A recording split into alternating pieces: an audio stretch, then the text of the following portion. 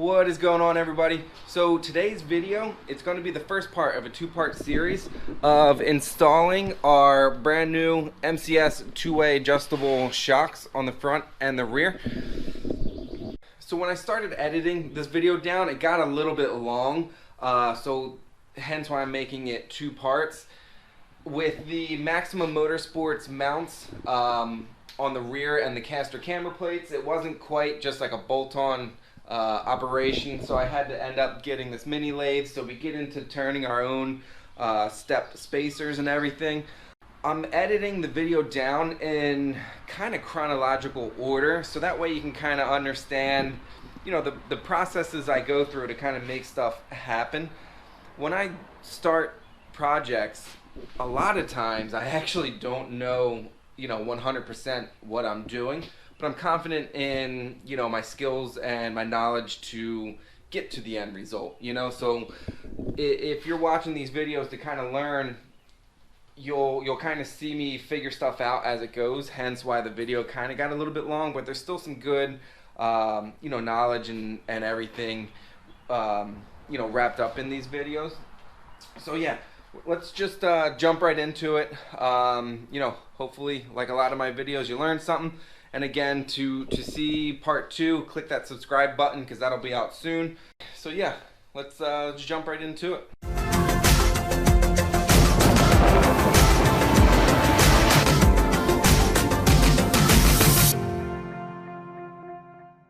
So, it's actually probably been a few months ago now, I ordered some MCSs from our friends at Vorschlag down in Texas. I'll put a link to them down in the description below. But yeah, you can see these are, you know, very nice units. Two-way adjustable, but not the remote reservoir.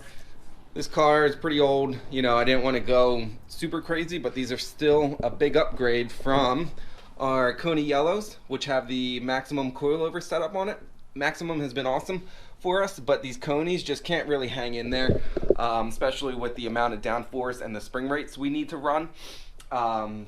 So we're going to pull those off and get these new shocks on. This isn't going to be so much of a how-to. I'll go over a few of like the little technical bits, how to do spring rates. I'm sorry, not spring rates, but spring perches. So that way when we put it back on the ground, with the different spring rates, we should be pretty close to where we need to be height-wise.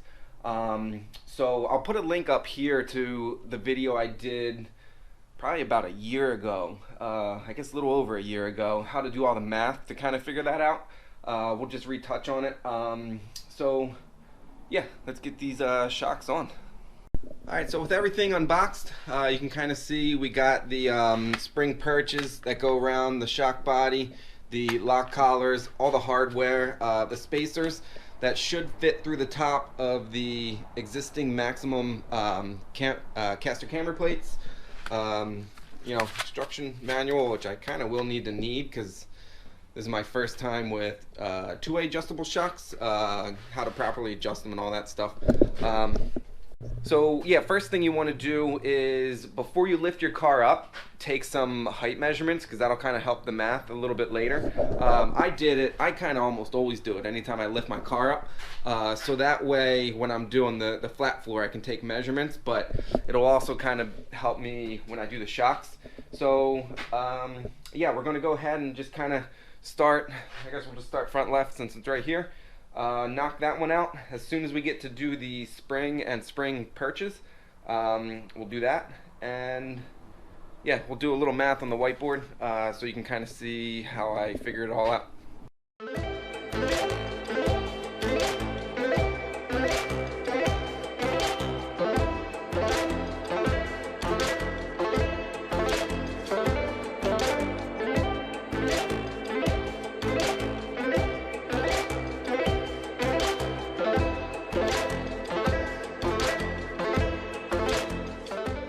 Alright, so now that I have the original front out, you can see kind of some of the differences already. The two-way adjustability, although that's all done from the top, you can just see it's kind of put together a little bit differently. So what we need to do now, oh, the other note that I'm going to do to this lower hole, I actually slotted a little bit. So that way when it's on the car, the two bolts, you can actually tilt the knuckle in or out to help you get more camber. I don't want to put this all on, go to align the car and not get enough camber, so probably right off the bat I'm going to try and slot it a little bit. We should be fine there. Plenty of like thickness in the brackets and everything. So let's see. Oh yeah, so what we need to do now to make sure when we put the perches on this with the increased spring rate, which are actually right here, it's probably these bigger boxes. So I got hyper coils from Summit, and these are, you know, I honestly don't remember what I ordered. Oops, upside down. So there you go, 850. I don't know if that'll show up in the light, a little hard to see. So I got 850s here. These I believe were 7 or 750s. Yeah, there you go. So these are 750s. So we're going 750 to 850 in the front. The rears are 400s, and we're going up to, I think, 450s. If you do the math, it's a very similar percentage change. All right, so let's get a tape measure and kind of get the perches on the new ones where they need to go, and we'll do the little bit of math to kind of figure that out.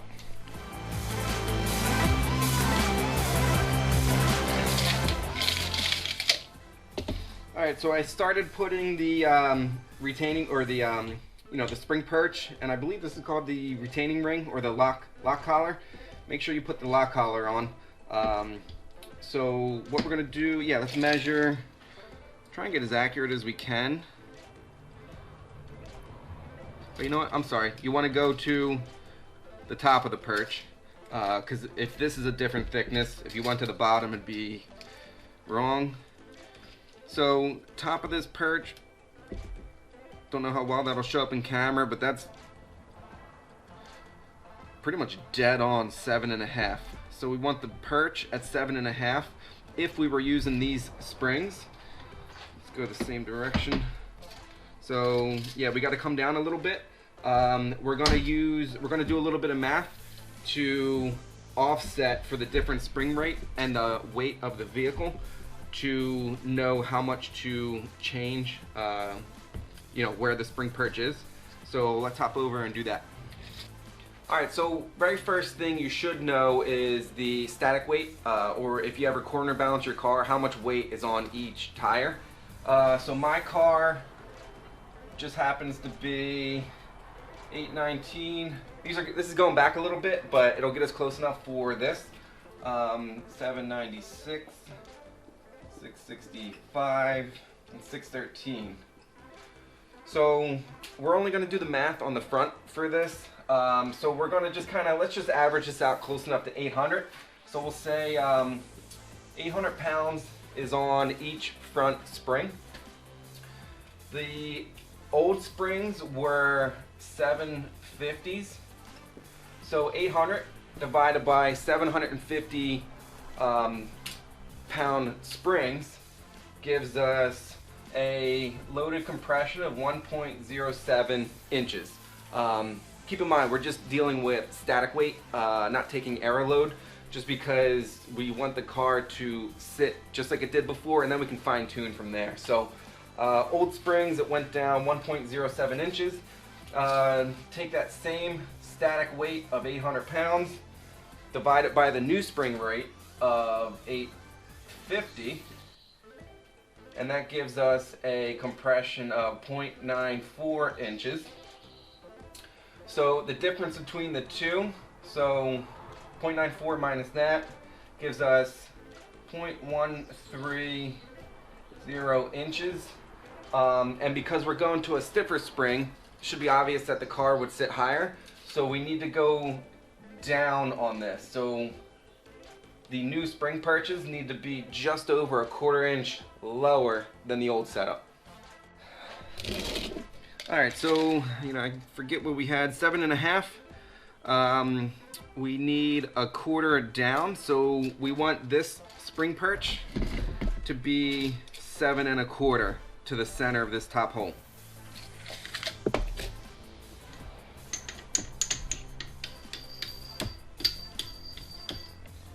Alright, that's pretty much much dead on 7 1/4 to the center of the hole. So we're close enough so we can kind of get this together and back on the car. Alright, something we're going to do real quick, we're going to pop the spring off this and let's weigh them to kind of see if there's a substantial weight difference or not.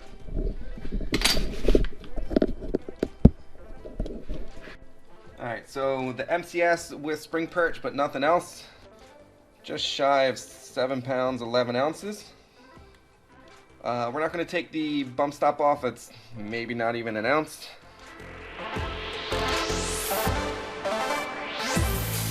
Almost 11 pounds 12 ounces, so what's that, just over a pound each corner, 2 pounds difference. We're going to do another test real quick, we'll call it. I'm going to kind of put some weight on them, kind of see how much we can compress it. So I can go down. These aren't leaking or anything. Keep in mind, these things are 10 years old now, 11. I put them on the car in 2009, never rebuilt them. So I know sometimes Conies get a little bit of flack, but they've actually been really awesome. It's still coming back out. I think these things are on, because with the old setup, I kind of had them on, full firm, just because it's what I needed with the spring rates I was running. So yeah, they come out very slowly. Now the MCSs, you know what, I have no idea where they're set from the factory. So let's just kind of give it a push and see what happens.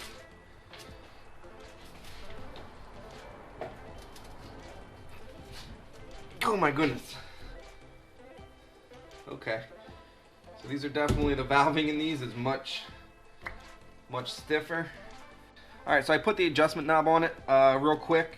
They also give you these little stickers just in case, once it's on the car you forget. So down is, good thing I just looked at them. So down is rebound, up is compression. So you can see, you can kind of pull this knob down, it locks in. And if you hit this little pin or whatever, so see if this shows up. You can see, there you go. So now I would be adjusting rebound. Now I'd be adjusting compression. And on this bench test, we want to do compression. So let's just turn it. We're going to turn it as soft as it can go. Oh, there we go.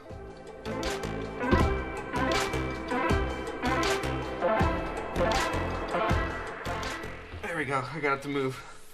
Woo. Ugh. Alright, and that's as soft as it can go. So that's kind of cool. Valving is definitely tighter just from a feel. Alright, another thing worth noting is just like the overall different length of the shock body. Why we were concerned about this distance is because that's where like the weight of the spring will be held to hold the car. So when this was under full droop, this old spring, you can see, would have, a lot of just, this would droop below where this would sit snugly. Where the new one, it's almost like dead on, if you will. But that's kind of cool because I had to use these bump stops. You can see we actually have an extra bit of, I guess it would be bump travel. That's kind of why I played with these shock shims. I actually might want to get longer bump stops because with the Aero loading, that brings us into a whole different ball game. So I'll get into that in another video. So yeah, I think I just mentioned I want to put this on the car to kind of see which way I want to slot this to do what I need to do. Alright,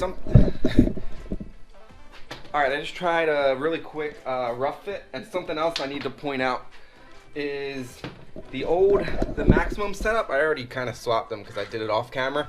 It needed 2 of these spacers to give you enough room where this this top spring perch wouldn't hit the chassis of the car. So I definitely want to swap them. I put it in there. It feels like I might need another like 1/8 inch spacer to keep this from hitting the inner strut tower of the car. So yeah, without the spring in it, doing everything loose fit, that's easy enough to do. Plus, these things came with it, which, looking at it, they might be like the ticket I need anyways, because this collar, or this, I'm sorry, this shaft that goes through the top of the, hit the ground, sweet, goes through the top of this caster camber plate is a slightly different diameter, so that's why these stepped, you know, shims or whatever we'll call them, come with it. Alright, so I ran into my I ran into my first little snag with these things. They don't fit, so I'll show you what we got going on. Now, imagine we would be underneath on the shock shaft. It should fit snugly into here to keep the shock shaft centered, but you can see, you know, how much slop is in that. It should be tighter. So what I did was I mic'd everything out. So here's the Coney, here's the MCS, the shock that came with it, or I'm sorry, the shim or whatever this piece is called that came with it, needs to be, you know, 0.627 on the collar, but it's 0.59. So what's that? 37 thousandths too small. But the other weird thing is that even though these came with the kit, they don't fit on the shaft. They do fit on the rears. The rears are these ones. So, but these ones also fit on the rear, which means they don't fit on the front. And the collar on this one is actually, oop, almost dropped it, is too big to fit in the hole. So something is a little weird going on. When I talked to the guys at Vorschlag, we kind of did it over the phone. So yeah, I don't remember what measurements I gave them. So anyway, so I'll shoot them an email, but what I'm gonna do is actually 3D print this to use it just for mock-up purposes, so I can kind of keep moving with everything. And then in the meantime, I would think something like this would be kind of an off-the-shelf part. You know, you would think it would fit around, you know, the shock that it came with. But if not, you know, I'm sure it should be pretty easy to get something turned with these exact measurements. So that way we can kind of, you know, get this project wrapped up. Alright guys, so where I left off yesterday, this shim or spacer wasn't fitting, so what I did was I 3D printed some with the proper dimensions I need. So you can see it kind of fits on the shock, which these ones didn't fit. And that top bit was too small, and as you can see, these ones fit in there, you know, nice and snug, so it'll keep the shock shaft centered in this bearing. So option one to get this to work is see if these are readily available. The shock shaft should be like a common diameter or whatever, along with this monoball up in the caster camber plate. Option B is replace this monoball right here, because underneath of this is a snap ring that, you know, I could take this top plate off. Once you flip it over, take that snap ring out, get a new one of these where the hole is the diameter of the shock shaft. So, you know, I got two options. Isn't really a big deal. I'm going to look online. If the monoball is just like an off-the-shelf part, I'll probably just order two of them. If not, then I'll probably, you know, try and get a buddy to mill out two of these for me. Got to be super clear about this. These are just like placeholders, so I can kind of keep, you know, mocking stuff up to double check everything. These would not survive on the car in real life, so, you know, keep that in mind. Yeah, so what we're gonna do is take the rears off. make sure there's no issues on the rear, because you can see these fit on the rear shaft nicely, and I have the monoballs on the rear, so I think these may have been for the rear, where they kind of go like that, and that's where the mount sits. So yeah, just got to kind of figure that out real quick. Yeah, I probably gave the guys at Vorschlag, because I kind of just didn't take stuff apart and measure it, so I think it's kind of on me not giving them the correct measurements. So but yeah, we'll figure it out. It'll be easy enough. Alright, so I needed both hands to get the snap ring started, but you can see once I kind of work this out, this monoball should be able to come out of this housing.